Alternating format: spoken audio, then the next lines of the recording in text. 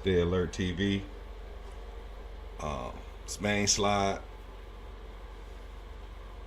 I know we just slid off the scene for a minute, but I tried to keep the real fed with a little content until I jump back on the mainstream line. For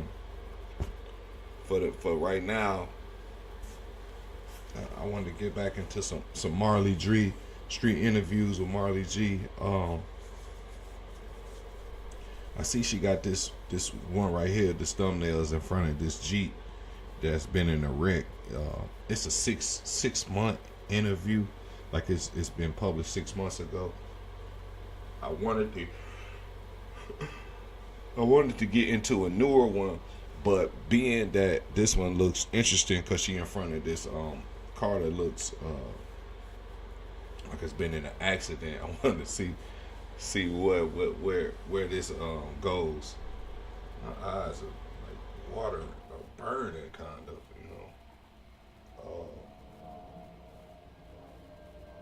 yeah, I think I left a pair of my shades in that Jeep.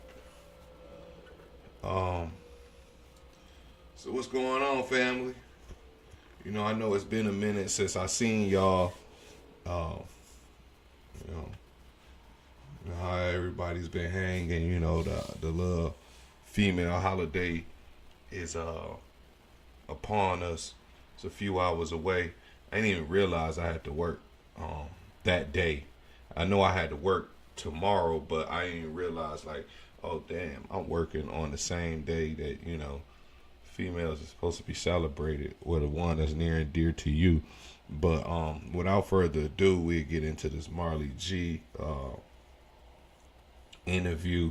But before, I'd like to say, I wish all a happy Valentine's Day, and may y'all wishes and dreams come true. But keep it modest. Keep it within reality. I know a lot of y'all looking for this big dream in the sky to manifest. Y'all want a guy to live up to some standards that y'all ain't even seen. So let's keep it realistic and keep it positive. Keep it on a positive note. I ain't trying to sound negative by throwing that little lug out there, for the females. Just, keep it modest, man. Keep it within range, tangible. Keep it in tangible range. And let's get into this Marley G. Why should you choose AirSculpt to eliminate stubborn body fat? It is minimally invasive, without general anesthesia, fastest recovery, minimal downtime, all without. What's up with you? Hey, like straight like that. If you want, let's fast forward and instead of unmuting it, I gotta mute it. You don't know who it is? Yo, all I know was I was in the passenger seat. What's up with you? Y'all see what I got with me, young Marley G? Also, I got a cramp in my fucking foot. Yo, I can't. Yo, You got what in your foot? a cramp. Show them to put the fuck out. I knew. That's why I picked this one, man. I knew them catching her by this vehicle. She had some involvement. I didn't assume it was her vehicle, but I knew she had some backstory with this vehicle. Why would they make it a thumbnail? You know what I mean? But then again, with Marley, she could make a joke out of it and not being, a passenger, not being, like, she would have made some type of humor out of the car. Yeah, why you gotta do all that cussing? It just makes it better that she was in there. It's all good. They don't ain't worry about that car. They worry about you. They didn't even worry about that car. They didn't even worry about me. That's your car? No, but it was somebody that like the white boy. Yeah. It was one of his type shit, and he had just let me drive the shit. Oh my He God. fucking tells his sister to fucking pick me up, not knowing this bitch fucking do that fucking fitting shit. This bitch Who? fucking, that fitting Why boy. try not to cuss that much? My bad. That boy stuff. That fit. Yeah, she hit it right when I was coming out the store with a cup of ice. And Well, stand right there, stand back a little bit. So that could be my thumbnail right there. she comes to the stop sign, and she continues going when the light is red. She literally bumps into the back of the police. Like bumps into the back of the police car. No. Like straight like that. Man, listen. Dang. Listen. This can't. I ain't. Okay, I want to kind of explain my lingo, my verbiage. When I say this can't be true, I'm really being humorous, being funny. Like me saying somebody's crazy. That means you're funny. It's funny. The situation you're in is crazy. It's funny. Like me saying that can't be true. Like you can't make this up. It's to make light of the humor. Like it could be a serious situation, a serious, still from a serious situation, but and I'm not trying to make light of it because if it's serious, I'm not trying to take away from the seriousness and make light of it and try to make fun of it. No, it's just if it's fucked up, I say it's crazy or that's crazy or you can't make this up. If it's funny, I would say the same. It's just in the context of which I say it in is what it's meant for, So when I say, man, you can't make this up or this can't be real, I'm not saying or implying that she's lying or making stuff up because I believe 110% of her story. For some reason, like she just come across genuine to me. A lot of people that frequent the streets that's that gotta be on the scene because they sources for is like having their own revenue coming in to where they could pay bills and have their own apartment or house. I know that's behind them, and they're living a different type of lifestyle to where they jumping from here to there, abandoned buildings and whatever. But a lot of their stories be genuine because when they telling the story of something that happened, not where they in trouble and they trying to wiggle their way out and downplay their role. No, we're talking about, just not the cops or whatever, so she don't have to lie. That's why I believe the story is 100%, 110% genuine. Like, when it comes from her and when it comes to street stuff or things that like debacles that just have transpired, when you trying to go from point A to point B and you in the mix, you would not believe the things that unfold in front of you or that happen around you. That's why I say, like, I believe 110% her story is genuine because I know how it be. She gets out the car, she runs and all that other shit. My bad, all the other stuff. Yeah. Police come on there because I was too fat and I'm too tired. I couldn't even run. So I was like, and I wasn't the one driving. They come behind me and it was like, she talking about all this running and all this, and then she say, well, I want the one driving. So she really ain't got no responsibility for the car or no response, a responsibility to answer to the police. And then with her, not having that responsibility, if she was just up and leave, it ain't her leaving the crime scene. It would be the driver. That would be considered a hit and run or whatever. Like she said, she wasn't driving. So the responsibility of this utility vehicle, driving this man-made vehicle is not on her. It does not fall on her. So responsibilities and the ramifications that's going to come behind this, where the girl had license, had insurance, or, she got a warrant or whatever. Marley she don't have to answer to none of that because she wasn't driving. like, the lady who just ran, if I run the cars, will come back a stolen car. I said it shouldn't because she didn't even who the car it is. He calls the person, I don't want to say his name. Wait, don't say his name. Couldn't find out his sister is like wanted in Mexico and in Georgia. Oh my God. The one that ran? Yeah. The one hit the back of the police car? Yeah. Oh, Bitch, she you just ran? some shit to turn Right. into something like, and I was like, yo, and then she's been on the run for that shit for like 2-3 years. Wow. I'm glad ain't nobody get hurt. She gets caught like this morning though. She gets caught like, I don't know if it was that house or the house is like up that hill. Yeah. You wanna know why? Because she's making a ruckus to somebody else's house and they call the police. She did what? She Made making a ruckus. Oh, okay. to somebody's Wow. house and they call the police. She got addiction. Yeah, like I'm saying because She said it. She said it.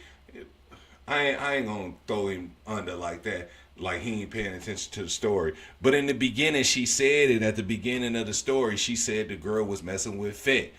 She said fentanyl. He abbreviated, said fent. The hood term is fent. You know? So, he asked that she got a addiction. He must, forgot that Marley, made him aware that, yeah, she messed around, in the beginning of the story. So, but it's easily forget things like that when you're keeping up with somebody's hood story, you know what I mean? One of the many hood chronicles, things that happen. But how dumb could the girl be? You on the run and you've been on the run 2-3 years, but then again it could be the fit, you know what I'm saying? It could be the effects of the substance that she has in her system, to where you're causing a ruckus in someone's living quarters and they call the police and you get bagged. Not only did you just hit rear end 12, like you crashed into the back of that cruiser, you got away from that scene, all to end up back in a subdivision or apartment complex and cause ruckus at someone's house, and they, you know what I'm saying, dial the boys on the low and come get you bagged.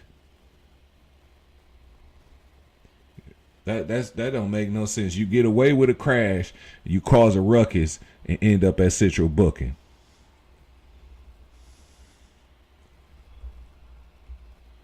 That gotta be dumb as a motherfucker. You gotta be. That right there, they be somewhere thanking God that they're still alive, but instead you say she went to somebody else's house, still wild. yeah, like Yeah. and she the one who be like, That's, I'ma need Narcan. So it's like you weren't. So what you was doing with her? I was having her take me to the house. To the old white man? Yeah, he wanted to be in the car while I was driving the car. He wanted to make sure I could drive. So he had her come take me, pick me up and take me over there. So I'm telling him, like, she kind of, what she do? He tells me, right when I come out the store, she's sitting there. fucking around. Right, bro, we're not even at the parking lot for the store, yo. The Valero up the street. We're not even out the parking lot. This girl sees a stop sign. She said, I gotta go. She goes to the red light. She stops and then she like zooms right in the back of the police car. B gets out, runs, falls. I don't know how the hell they didn't catch the girl. She ends up in that freaking house. I think it's the house behind it. Right. One of them houses looking mad as hell. Right. Police said, shit, you did 3 years. I don't know. Well, I'm glad you ain't getting no trouble. No. I'm glad you ain't had nothing in your possession. Because I'm pretty sure they ain't searching. No. Well, good then. Well, I didn't have them to know me. Right. Right. That's good. So, yeah, yeah, and that's kind of scary because last time I talked to you, they said a rumor was you was gone and all this shit, and then this happened. That's like the second warning God gave you, Crazy things are happening. Ever since I heard that, yo. Yo, that's the second thing. I'm telling you, like, if I'm not at home, it's just everywhere I go. I could be going to McDonald's, and it's just like some weird. Well, I don't know. I just think. Open your eyes and see what. It's funny that he said that, because he said that last time we did the review about Marley G Street interviews. They said she had a rumor to say she passed away. Now he here telling her that it happened again. Now this one is published 6 months ago, and I think the first one I watched, So, okay, this the first time then that he said that, because the next interview, the interview that we watched was 5 months, published 5 months ago. So that was a month after this one.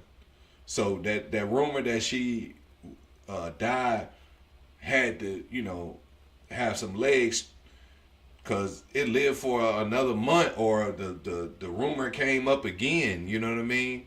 And they do that in the streets, man. I heard 2 individuals passed away. One of them, she was in jail. She's out now.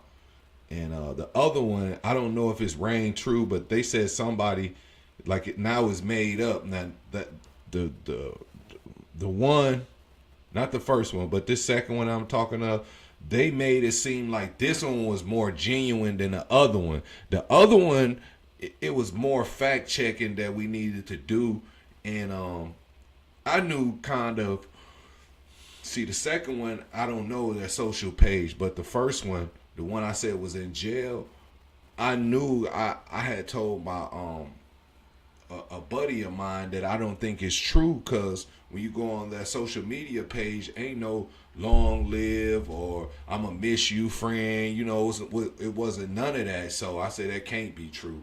They just gotta be, but they, and that individual made it seem like they go to jail. They're going to be gone for 10 years. And, this motherfucker went to jail for like 3 months. You know what I mean? Motherfuckers be putting 100 on 10 out here in these streets, for real. Sit down somewhere. Disengage from everyone. He wants you to get back to who He wants you I to sit am. down, and he wants you to sit down and find, open your eyes and see what his purpose for you is in life. Getting back to me. Getting to know myself, getting to know who I am, and who I be. That's really what it is. I don't know myself completely. Damn. So what's up with the addiction? No, got it. Finally popped him. Popped him a little bit. My neck. I'm sitting in this chair, be experiencing some things sometimes.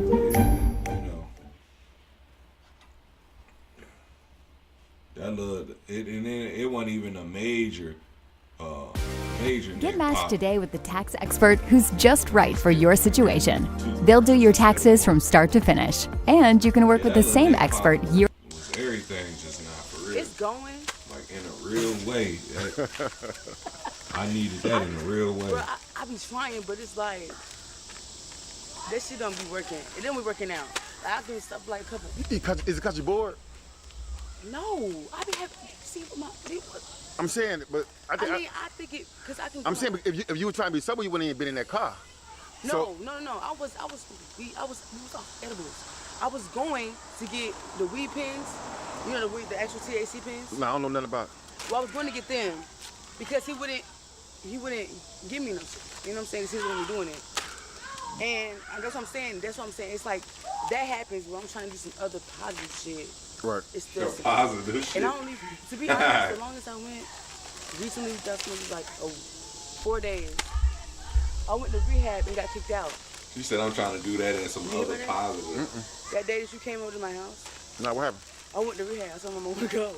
Did you? Like, yeah, for real. But when I went, it's the one, the Day Market in Asheboro. You know what I'm talking about? No. No, you don't. But yeah, they probably know. Look it up since you believe I ain't. Anyways, I went there.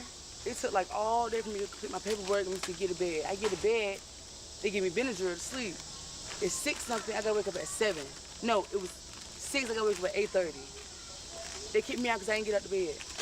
And they didn't want to give you the Benadryl to make you go to sleep. Yeah, and the first day. You went to bed at 6. They woke you up 2 hours and 45 minutes later? Yeah, and my thing is, like, usually the first day that you go to them places, they let you sleep. They let you get your rest. Yeah, and so, I'm in the detox part. So it's like. See, right, that's one thing I do know about, like, when them people first come down or whatever, whether even, like, I want to say, like, jail used to be like that back in the day. When you was a newcomer or whatever, especially the ones, okay, when they was newcomers and we knew, well, I'm going to say we found out. The police party already knew. A lot of them didn't. When they hit the floor, they'll be making their rounds. They don't know this person is a heroin addict, and you know they're gonna fall into this stupor, this sleep coma to, you know what I'm saying, for 3 days or, you know, X amount of days, 2 days or whatever. But officers, when they found that out, they would lead them people, you know, they would lead them along, other than, you know, they was exempt for the rules for us. If the bed got to be made at 9 or 8 or whatever, you know, they was exempt because they knew, like, they detoxing or they still coming down or whatever. It was like that. So when she say they'll let you sleep for a whole day, yeah, it was like that. Like back in the day, they used to do that type of stuff. You know what I mean? I don't know how so much what they do now because I ain't in the jailhouses like that.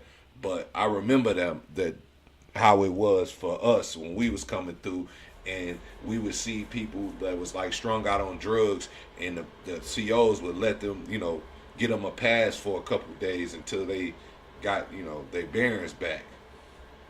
Like, you really kick me out because I'm doing my, like, I didn't make you put the Benadryl down my throat. And how the hell you gonna give me Benadryl, go to sleep, and then wake me up? That shit gave you a pass for that. And Benadryl, and duly noted, Benadryl, I've used it to go to sleep too. Benadryl will put that ass to sleep quick, fast, in a hurry. When I had a job, I used to take Benadryl. Sometimes I used to have Benadryl just cause I wanted to go right to sleep. I was having trouble going to sleep, so I would take Benadryl. Even though it did itch my legs, I hated that. It'll make me itch my leg and my arm, but it will put you down. Just like what the kids use. The kids use melatonin. I've never tried it, but if it works for them, then if that pill is a sleeping remedy, then I will compare or equate Benadryl to that, to something that's very, you know, dependable. They should know what Benadryl dependable for putting someone to sleep. do. Yeah, but I was really like, I'm not getting up. I was like, fuck this shit, I'm not getting up. I need my rest. I need to make the detox marinate. Right. Yeah. Right. And it was like, you can't follow the rules, you get kicked out. I was like, okay. And you ain't been there 2 days. Huh? You weren't even there 2 days. I wasn't even there for a whole day. Damn. But I refused to go to one in Greensboro. Why is that? Huh? Why you refuse to go to the one in Greensboro? I don't want to go to none of these people. They don't help shit. I'd have been the one that's... All of them help if you help yourself. No, they don't. Nah. No, they don't. Nah. One thing I can say is they'll make your ass get help. They don't kick you out. But it's like, I stuck my vape in there while I was hitting. You know what I'm saying? It's like, there's really no help. Like, they just make you go through the program, make you feel like you're just doing this, you know, just because you have to. Right. But not even because you want to. I don't be liking that shit. Right.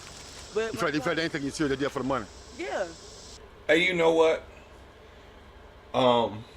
I gotta say this, cause she said something. She said, man, I don't like the way they make you feel. Okay, now I had caught a case, and it was like eluding arrest. It had nothing to do with drugs.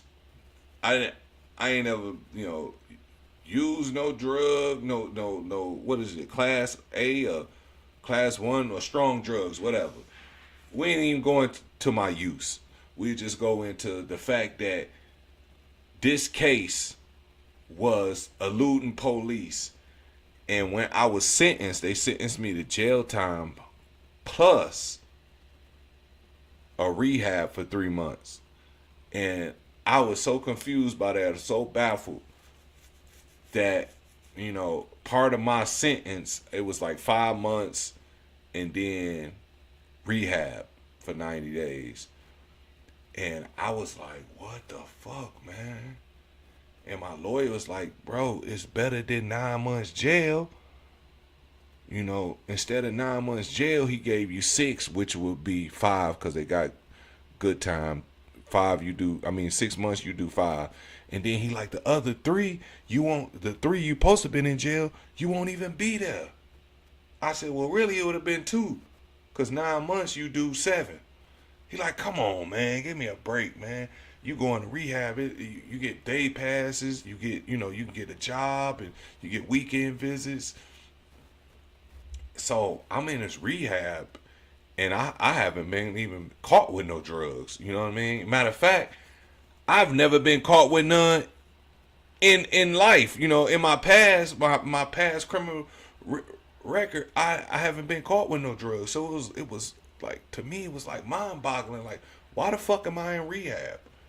But anyway, I remember when I started doing the classes once they signed me, I was like, what the fuck is this? This don't seem like no, like, I didn't have a substance abuse problem, but it was people in there that had it, and I could see with the program, I'm like, they ain't trying to help these people. They ain't trying to help nobody. We just here going through this shit, and it's like the people that's in the class, the inmates or whatever, the people that they're sentenced to it, they got to make this progress on their own, because the staff, they wasn't giving you the tools to utilize. It was no help, period.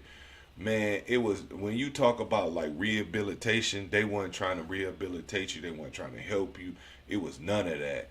The place was horrible, man. If anything, it would make you worse.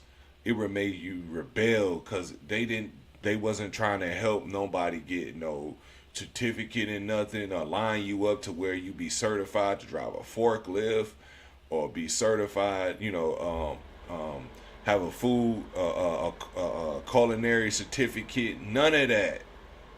Custodial maintenance. You know what I'm saying? So, well, you know how to do ground wires. None of that. They provided nothing. You know what I mean? It was horrible. Like, them places is not, they just there for a check.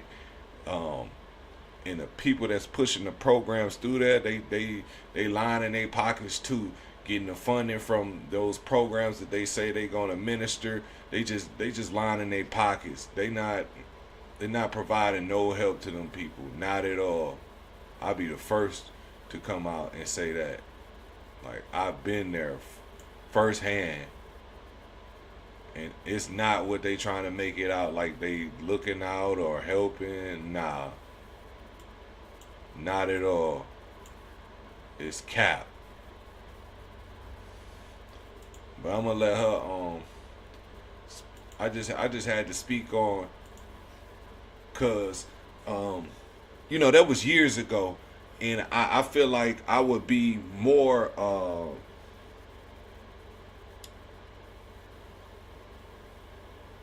I feel like I would, if it was back then, because I remember the frustration I had back then. If we were in that time and I was explaining to you how I felt then, because I remember being out enraged inside, like, this place, you know what I'm saying, this place some bullshit, they ain't here to help. I wish like I could speak on that back then. Right now I would be more, I could paint the picture better for you back then when I was going through it. Right now it's like I'm reminiscing by way of Marley G and what she's giving her grievance on that place about. Giving her grievance about that place. So it's like I'm kind of resurfacing those feelings, but it's been years, so it's not like it just happened yesterday. So I could just explain to you, every detail that I felt. But anyway, man, let me get back to Marley G and let her. I be talking so long I can't even press the play button on the keyboard. I'm doing it there. Well, I was always taught that when you fall down, you get up and brush yourself off. What I mean by that is, you took a big step. This nigga so you country. Go to that rehab. Yeah. And it didn't work out. Yeah. But it don't stop there. It don't stop there.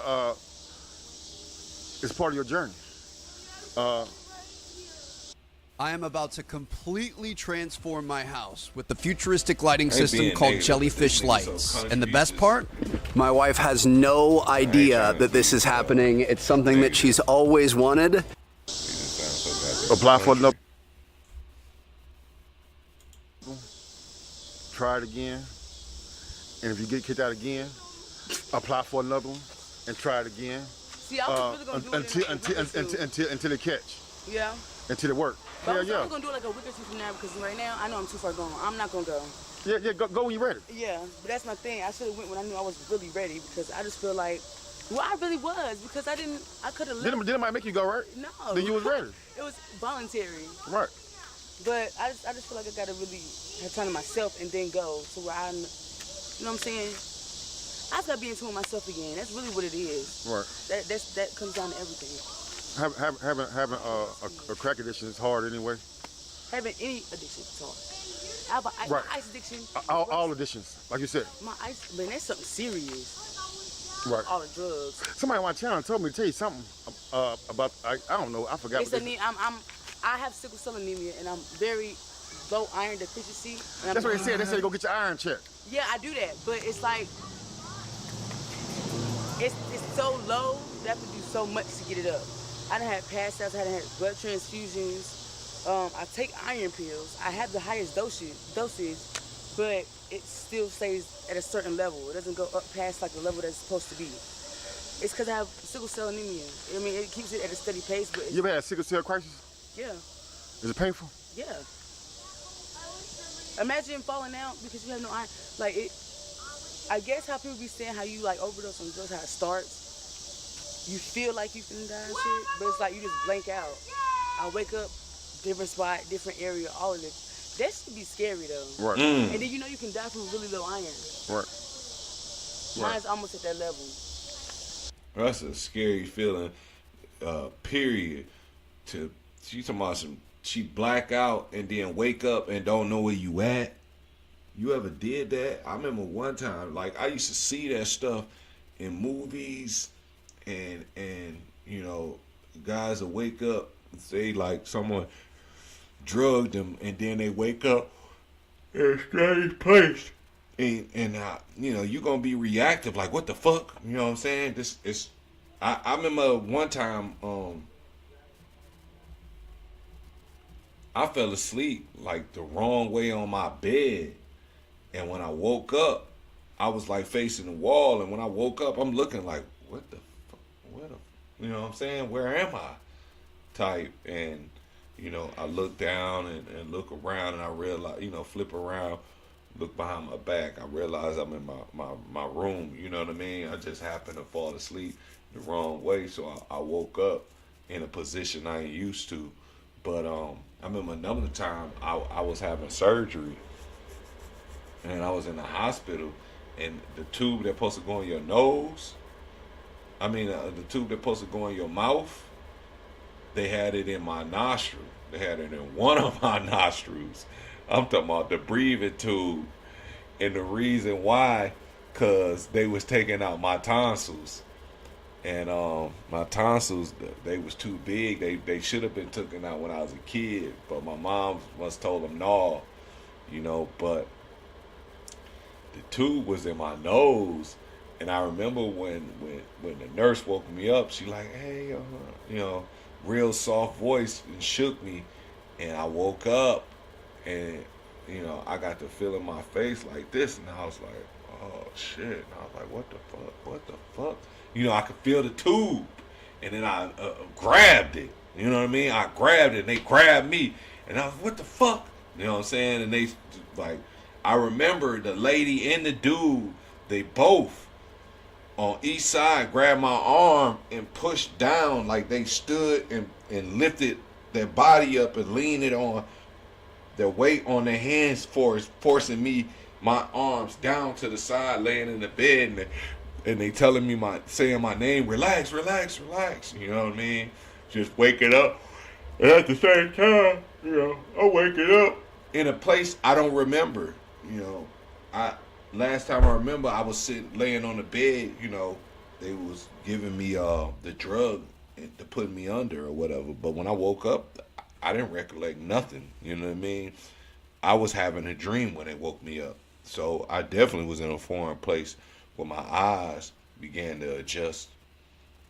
And that shit is scary, yo. So what's your game plan? Well, I got a new job. Where? But you ain't got to say that out loud. Yeah. But you got a job. Yeah, it's a food truck. I work in a food truck. Yeah. What you doing? Making the food, it's really like a whole bunch of weird shit. It's like Asian mixed with. Well, how you gonna make that? It's Filipino. How you gonna Man, make it? hey, she is so funny. She's so funny. She explaining working on a food truck, and her verbiage is, he's asked her, "What are you doing on that?" She said, well, it's a whole bunch of weird shit." What, cooking or prepping food? What's up with Marley, man? Marley's so funny. I do these because I really enjoy her interviews. We got to find us some other characters, other individuals that's delightful to watch, man. Well, they just had the stuff I just put on the grill and stuff. Okay. They already had it, like the meat and stuff all prepared. I just gotta. Look, see, they already prepped. Yeah, that's like tomorrow. Start tomorrow? Yeah. That's good. Well, you ain't never invite me to the mall with your other job. Hopefully I get to go find out. It's on Summit by the. Go ahead. Well, I mean, if you want to tell everybody, then go ahead. I mean, come to my food. It ain't my business, but it's good ass food, and they told me about the food, and I got applied. Right. So yeah, and it's the one that's about personal refuel. Okay. Well, I'm gonna come up there, give me something to eat, man. With that being said, talk to the youth, tell them why not to choose a lifestyle. Huh? Talk to the youth and tell them why not to never choose the streets. Think of something now. I should never chose the streets.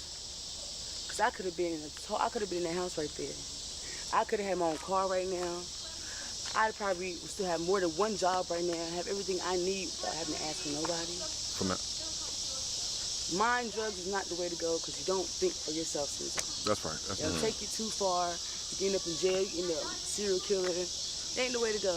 I just feel like people should just go to school, pick a positive trail to live life, and just keep it at that. I mean, it's good to smoke a little weed, but I'm just saying, like, to be honest, that ain't good. Yeah, she messed it up. She said it's good to smoke a little weed. Bro, hey, man, you doing a lesson. You putting a message out to the youth. Why would you? Well, hey, man. So, I just feel like people should just go to school, pick a positive trail to live life, and just keep it at that. I mean, it's good to smoke a little weed, but I'm just saying, like, to be honest, you shouldn't be doing any drugs. They ain't good either. Don't do any drugs to mess up your mind. That's If right. you mess up your mind, you're going to be out here looking like you lost your mind. That's right. God bless you. That's excellent advice. Besides the weed part, but other than that, you hit it on the head. God bless you. Yeah, forget the weed part.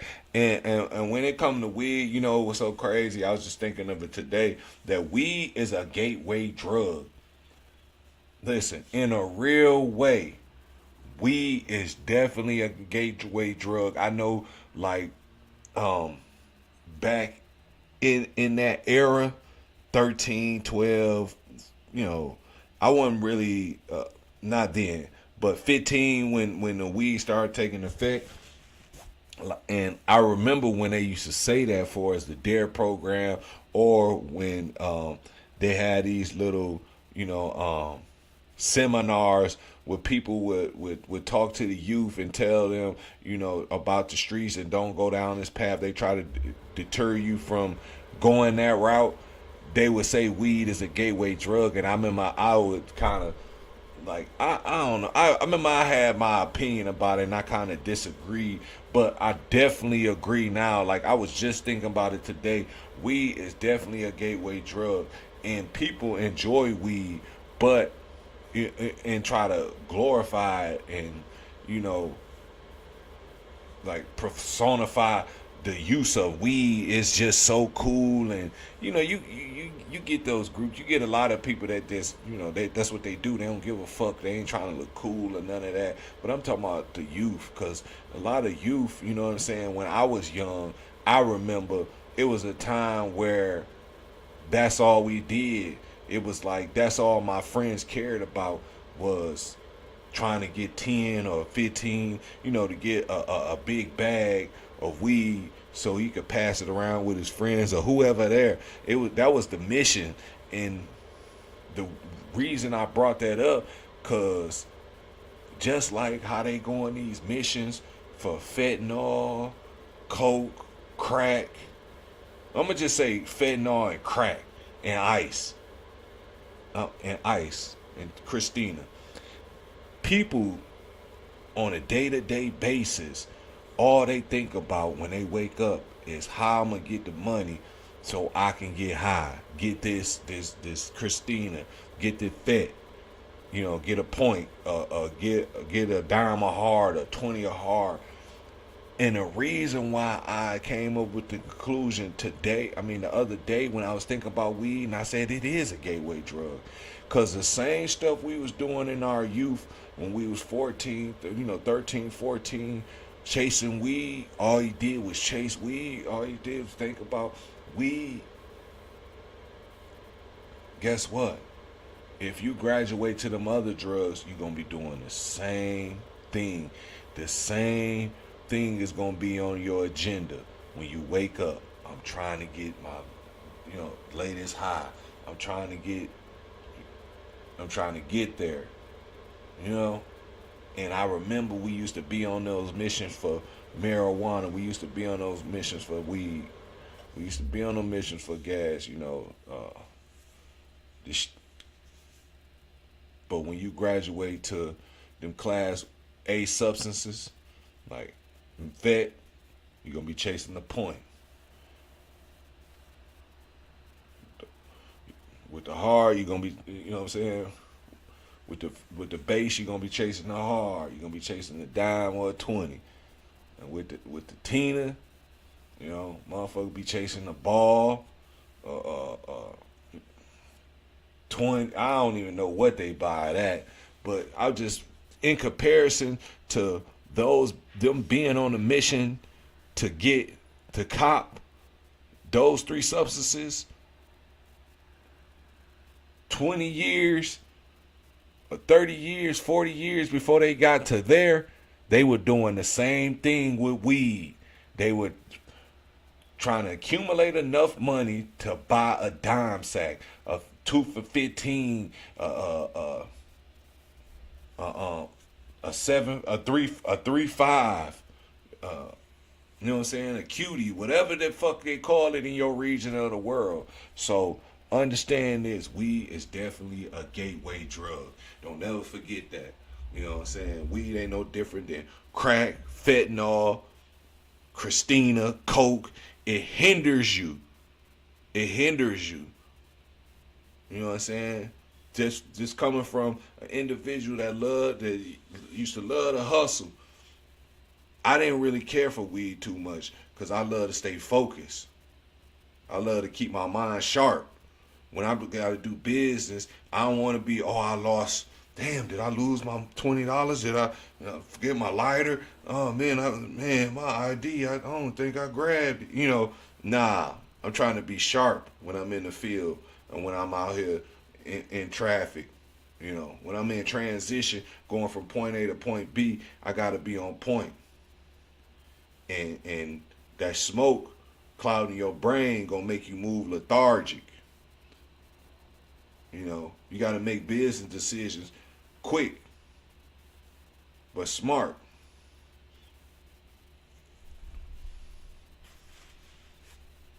So look, shout out to Street Interviews, Real Right and Uncut. You know what I'm saying? Shout out to creator of that. Shout out to Marley G.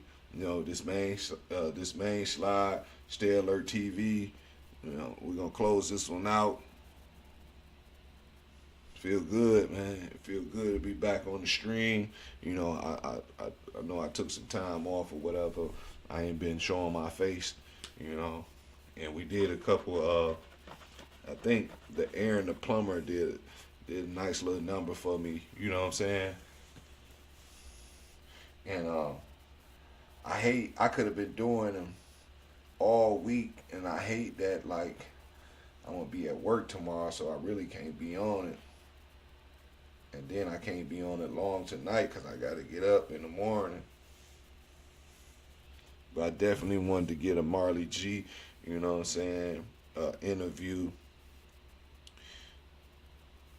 So I'm gonna call it. We're gonna call it in right here. Might do one right back to back, depending on how I feel.